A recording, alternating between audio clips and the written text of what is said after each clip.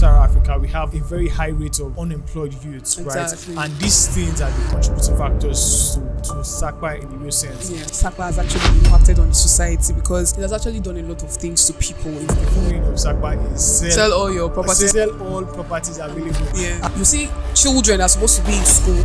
They are already dropping out of school because there is no money for them to buy books, for their uniforms and all that. I'm broke, I don't have money, right? There are free courses online. Just start doing it. Try to have people that you look up to. Yes, you might have a raw idea, but you need someone to help you polish it and bring it into reality. It's like SAPA got nothing on me.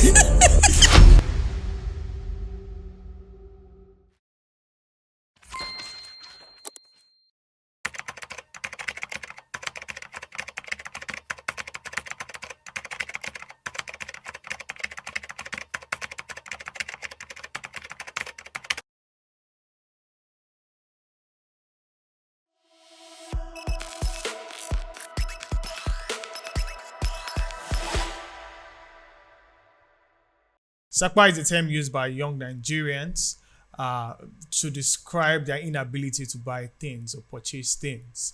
This is Timeline and you're welcome. My name is Paul and with me here today is Joe Naze.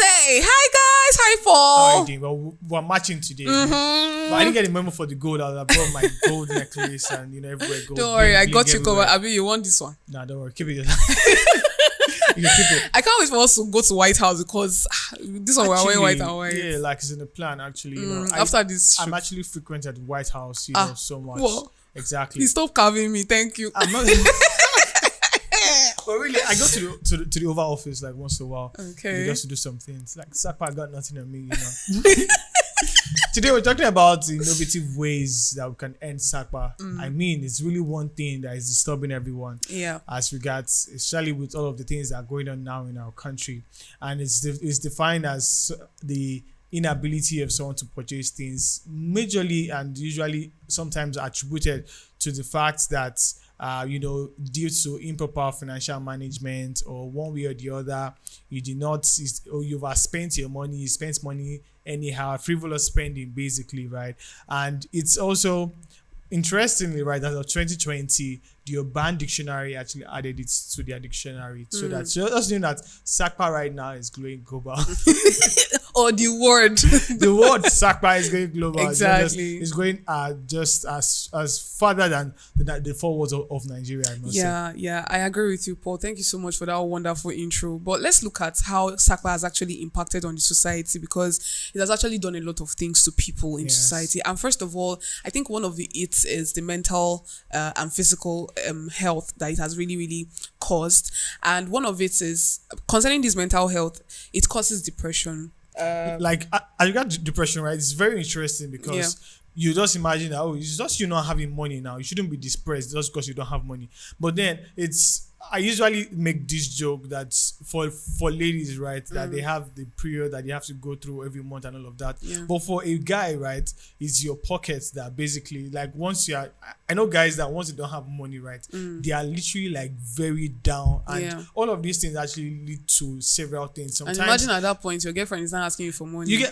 It's just so funny that it's actually at that point in time when you are, and sometimes you even tell them that, I don't have money now, and then the next thing they're bringing up, I need to make my hair, I need to do my nails, and things like that. And if you don't answer them, you'll see breakup. You get the whole scope, right? Yeah. And then all of these things just ripple down, and then they begin to think, and then they lead to depression, and sometimes it even pushes them into using drugs. They become drug addicts, and then someone was saying that the full meaning of SAPA is sell all your properties, sell all properties available, and that is what it actually does. Because now that someone that is broke is going into drugs, now it's going to basically be anything he sees around him, right? He sells it just to buy the drug, and so it's okay. Yeah, so in the spirit of even selling, effect. Yeah, in the spirit of even selling what you have, there's even this can also lead to crime rates, like a large number of crime rates. And I think there's like one of it that is topping the charts. That's like an impact of SAPA in the community. So imagine when someone steals something, or because the person is hungry.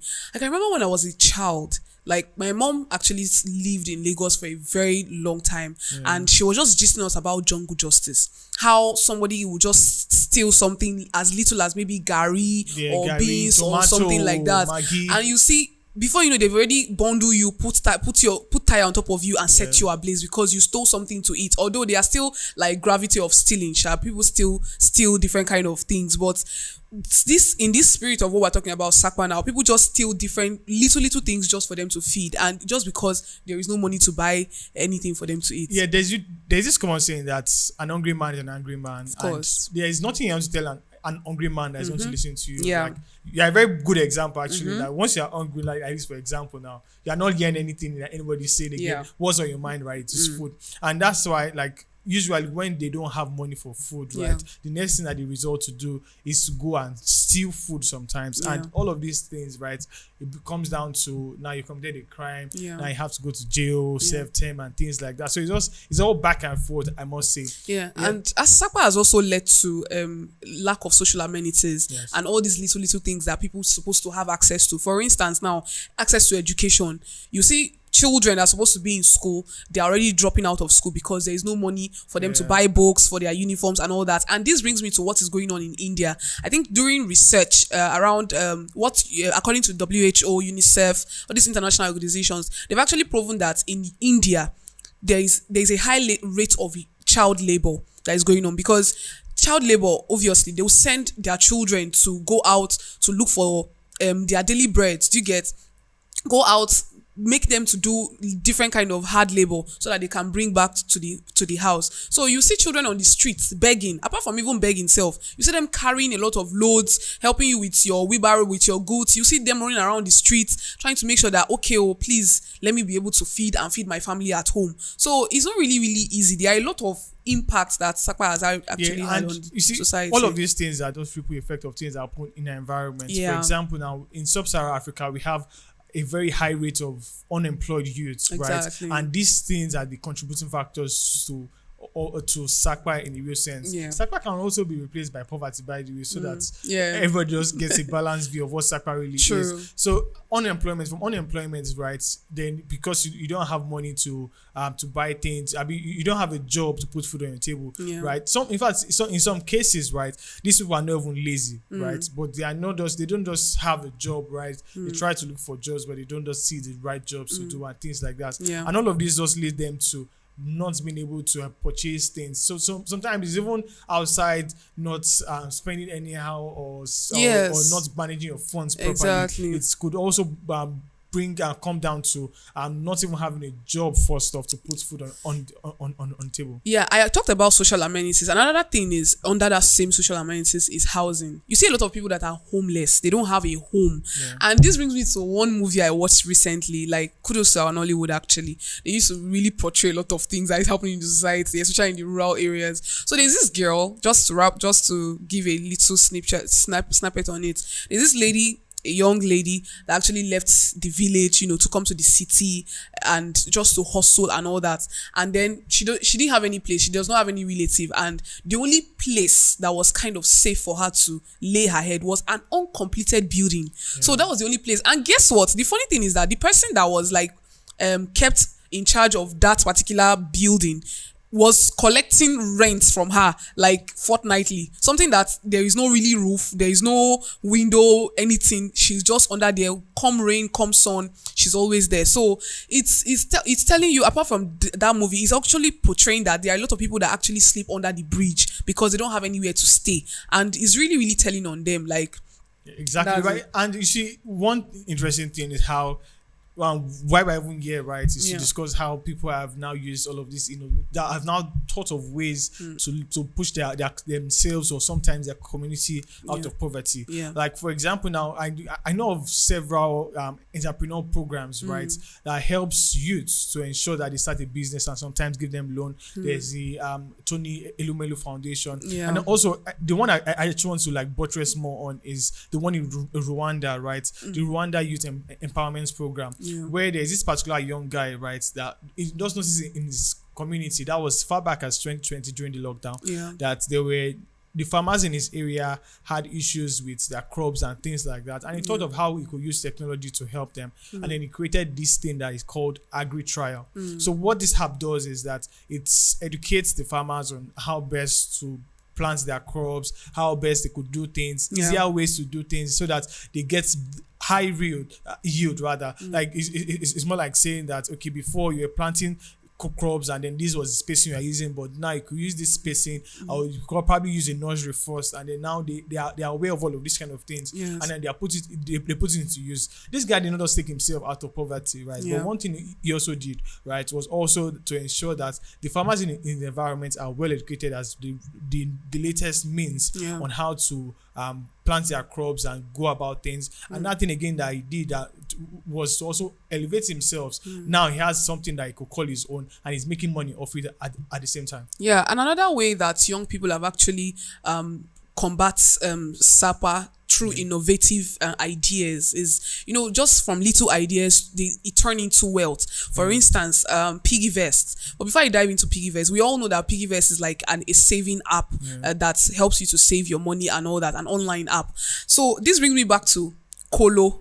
When I was little, before Christmas. We literally all had that Kolo. Exactly. Right? That saving box, actually, in case you don't know what Kolo is. So saving box. A piggy bank. Yeah, exactly. So saving box, obviously, we knew that almost every child used that because they'll tell you, better save for Christmas or save for New Year. So any money that uncle gives you or daddy's friend gives to you or mommy's friend gives to you, you go and put it, even though it's 5 naira, 500, 1,000, you go and put it in the Kolo. And maybe when Christmas is approaching or New Year is approaching or Easter, you see, or even Salah, let me don't be. So you see, it will break the box, and you see yourself that you saved like almost 10,000 naira. That time, money was money. So you saved a lot of money and all that. So these CEOs, Joshua and Odun Iwini, yes, thank you. They thought it's very important to bring in Piggy Vest. So Piggy Vest is like the upgraded version of what we used to have, Kolo, right? So at least you can save your money at the comfort of your home, send it to your account, like you create an account in it and all that. And from that, it shows that the idea, when it just came up, it didn't really just went viral or boosted immediately. It started with a gradual process. But the major thing is that there was an idea and it has turned into wealth. And currently now, 1.1 trillion, they have 1.1 trillion paid out. That's to tell you that these people, they have a lot of users that are actually consuming the app. Like it's not just a Piggy Vest that is a fintech app that is doing all of this. We also have Paystack that is using third-party payment and things like that. And right now, the value of Paystack is just way up above the roof. It just keeps going higher and higher. And apart from that, right, we also have digital skills now. Today now we're in a digital space. Everything we're doing literally is online. There was a time that I went out hours without my phone, and I knew that God, I've missed so much, not just in terms of being online and seeing what's going on, right? But also trying to catch up with work and things like that. So when I came back online, it was more like, oh, you're meant to send this, you didn't send this, you're meant to do this, you didn't do that, right? So it just shows how digitalized our space is right now. And if you are not, and again, there are new jobs that are just popping up here and there.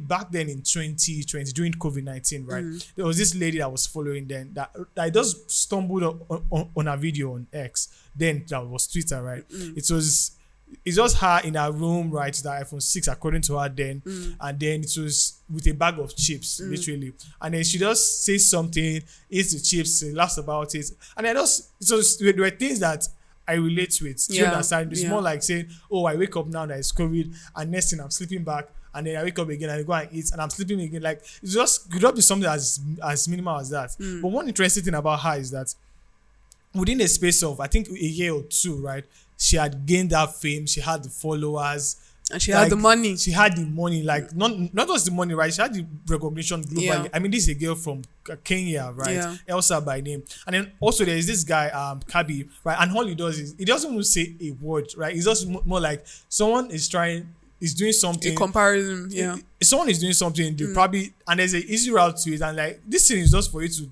unplug this and plug it here, and that's all. And then that's all he does. And then he just shows it out there, and then he's getting the recognition, he's getting the money and all of that. And also all of these things just boils down to the fact that things are really changing. I mean, we have content creators here and there now. We have those that on the back end, like those that are doing code and things like that, creating jobs for themselves in the local community.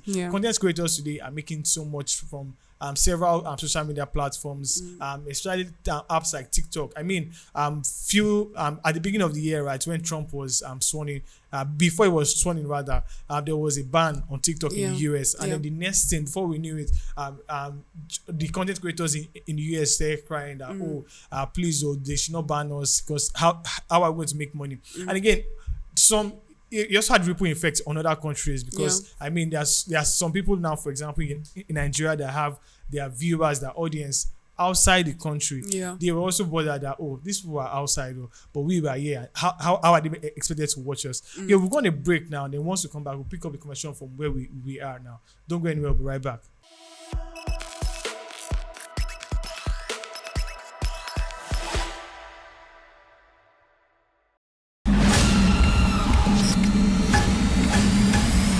Hey everyone, let's face it, our world today experiences numerous challenges. And guess what? Our community isn't off the hook either. Most of the world issues are either not talked about enough or never talked about at all. But here on Timeline, we've got you covered. We dive deep into issues that affect us every day, leaving behind footprints of wisdom, knowledge, and solutions. Think of it like a roadmap that keeps you on the track for success. So buckle up, because in this new season of Timeline, we're taking another trip through the past, the present, and navigate into a more promising future. Again, we're talking solutions, people. And let's make one thing clear.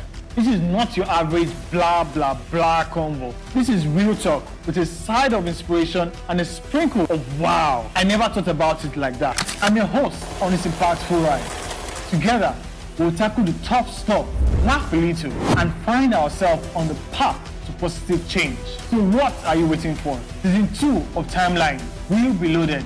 Let's get started. Hop in, and let's drive straight into the heart of issues shaping our world. Let's go. Oh, one more thing. Hit that subscribe button and let's take this ride together.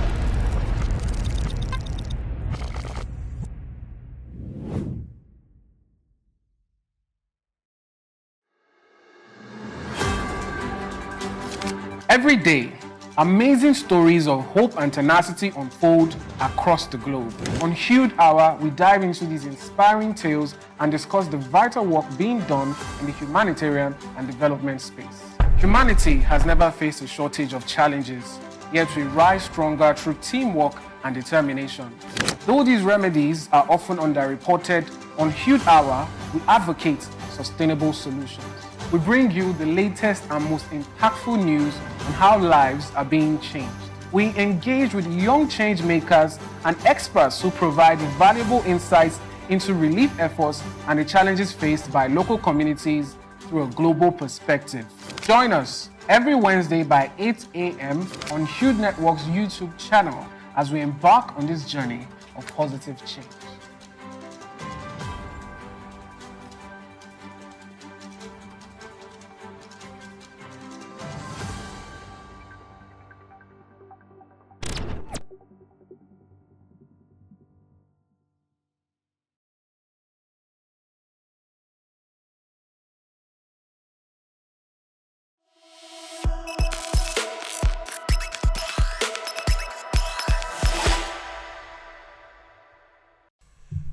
Yeah, welcome back. This is the Timeline. We're talking about innovative ways to end SAPA. There are a billion ways, there are a billion ideas. All you just have to do is explore which one works for you best. Don't say that because this particular place is choked up. Because now we have a very high influx of content creators.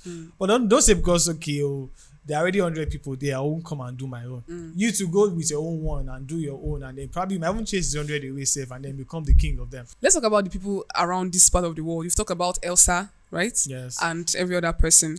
Okay, so we have the king of, I don't know why I call him, one of the kings of content creators is Lai Wasabi. I don't know, I can't wait to call him Barrister Sha, but anyways, Lai Wasabi, his kind of content is quite different. He makes use of his lawyer kind of case in court and all it's that. not like using his background, like what he saw in his environment. Like, I mean, he's a law student, right? So it's more like he has done internships in some places, gone to court sometimes. So it's more like he's seen all of those things that he has seen in court and all of that, now translating them into skits. Yeah, and obviously, like, he has a lot of followers right now, thousands of followers. So that's very, very innovative of him, because that's his own idea and that's his own angle. That's where he has come to, like, say, okay, this is where I'm going to be creating my content, and trust me, it has actually been paying off. Another person too in this particular region is Vicky James. Vicky James actually started as, I think she's a makeup artist. She's also a fashion designer, one of the top fashion designers we have in the world today.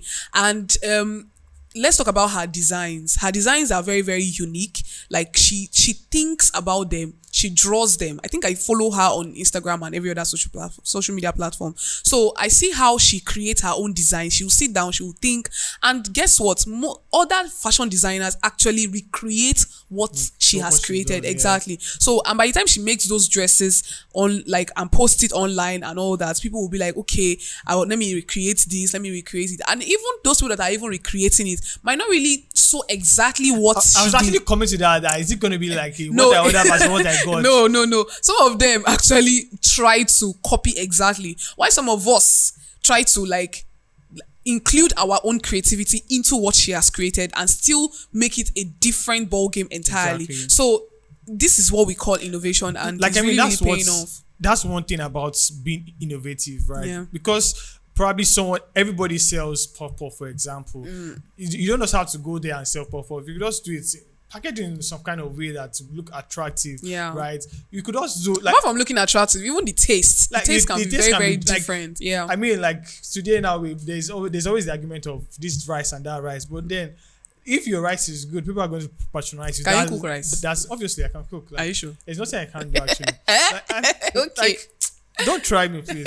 But like, all of these things, right? Pointing out to, like, just looking at all of these people, like, if you try and look at their background, right, it just shows that, okay, they sat down and they thought of ways that, okay, now I'm broke. I mean, for example, although he claims that it was out of boredom that he started sharing this thing online. Like, I mean, he used to have this friend then that broke his heart and all of that. And then that's when he started posting online. But then that's just by the side. But all of these things, sometimes you know, start from a point of, we want to make money, but at the end of the day, they just bring money to you because they are innovative, right? They are something new. People are appreciative of, and one thing about people is that no matter where you are, right, people appreciate things that are new. Like, I mean, I have 1,000 of white shirts in and my even house. though they are not actually new, the way you actually turn it, like, coin it in your own way, makes it very, very interesting and catchy. Exactly. And even outside the country, right? Like in the UK, for example, we have the Beta Squad. Beta Squad is more like a bunch of 5 content creators that come together to create content. Yeah, to create content, and they're doing wonderfully and amazingly well. Like they are doing their own things individually and as a group as well, and they are all doing well, with no doubt, right? And to add up to that, all doing well, you see that most of these ambassadors, like most of these companies, rather, will start signing them, like endorsing them with their products, making them brand ambassadors of their company. And you know, when they make you a brand ambassador, I don't know if they've made you, but they made me my dream, but I can't wait for it to come into reality. But anyways, Paul, go on. So by the time they make you a brand ambassador of a particular product, just imagine, like, money is coming, you're already gaining world recognition, and you're still, and somebody like that, I think one kudos I want to give to most of the content creators is that in as much as they've gotten to that peak, they don't still stop. They still continue. And that's another thing of consistency. Right? Yes, you have to be consistent, because remember, you were consistent to get you that was what took you to that point. So if you say, okay, let me relax now, you will just be dropping, because there are people that are ready to you take up that space here and there, like everywhere you go. Exactly. So literally, if you are not up on your game at all times, right, it would actually cost. But again, it actually costs a lot of things for you. So looking back now, let's look at things that governments can actually do to actually aid all of these things. For example, now in Kenya, I know that they have the youth in Kenya have access to loans where they could seek for loan from the government, right, and then collect money from the government in the point that they're going to use to start up a business Yeah. sometimes, do something creative about it. But the point is that the government gives them all of these loans at a subsidized rate, or probably sometimes no interest loans, right? So No interest rates. exactly, so that they are able to